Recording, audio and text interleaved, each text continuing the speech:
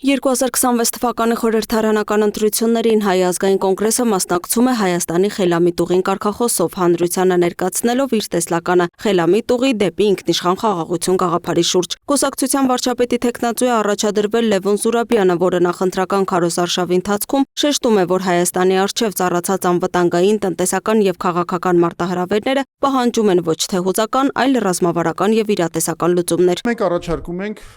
դրա լուծումը, մենք առաջարկում ենք, որ Հայաստանը պետք է ստորագրի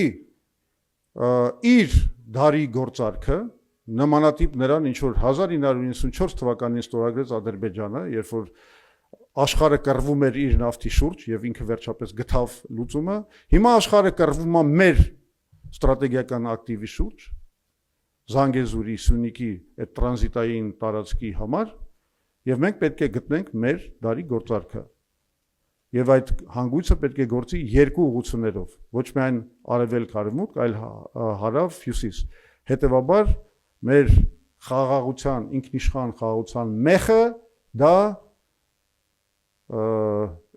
Հայաստանը Իրանին կապող երկաթուղու կառուցումն է։ Կուսակցության ներկայացմամբ Հայաստանի խելամիտ ուղին կարգախոսը խորհրդանշում է հավասարակշռված արտաքին քաղաքականություն, երկարաժամկետ խաղաղության ապահովում եւ պետական ինստիտուտների վերականգնում։ ՀԱԿ-ը հայտարարում է, եկել է ժամանակը լսելու քաղաքական այն ուժերին, որոնք առաջարկում են ոչ թե կարճաժամկետ կարգախոսներ, այլ հստակ ռազմավարություն։ Լուսինե Գրիգորյան, Free News, Ազատ լուրեր։